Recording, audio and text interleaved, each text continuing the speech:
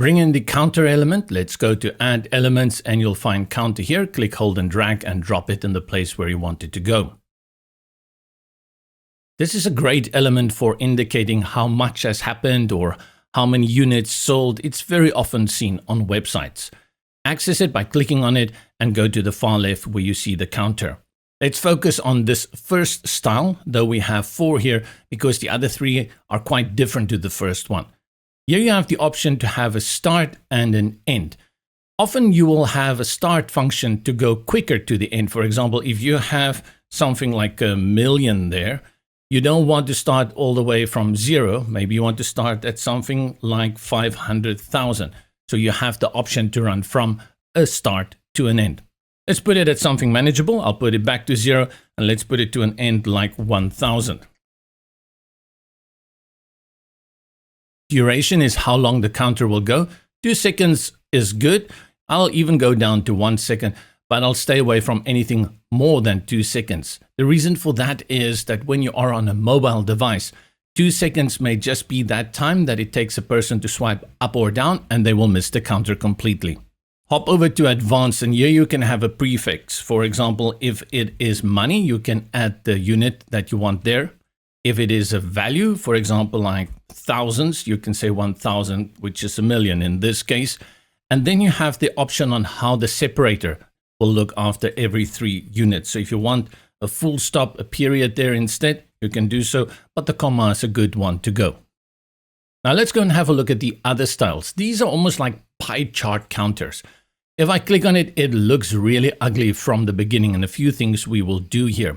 So first of all, you can still keep this value here and you can see now it is expressed as a percentage, or you can also remove it with the other 2 styles that we will have here.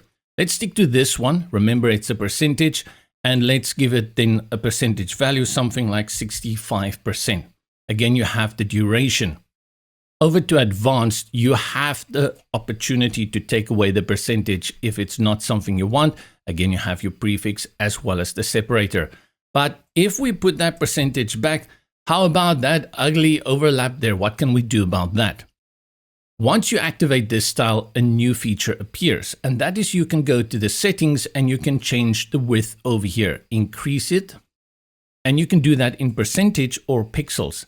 The other option you also have is to click on it physically, and then you can drag it with the handlebars in the corners, and you will see very easily you get that real-time visual display of whether it looks good or not. Also important when you work with this one is to go to your color as well to make sure that it looks good. You can change the background, you can change your progress to a color that you like. I like this kind of scheme though, and you can add a shadow as well as hover options as well. Progress is actually a line, and you can see here that we have the size set to 7. You can change around here and make it much thinner. Very neat and sleek, and then you can increase it quite a lot if you have something very outrageous in mind. But that brings us to the pie chart. So let's put this back on the default 7, go to the settings again and select the one without any text. And then you have the option of a pie chart, which is the one I've basically created by using my own settings, but here it's done for you. Go again to the color. You will see now you only have the background and the progress easily done. Remember to go and have a look on your tablet devices,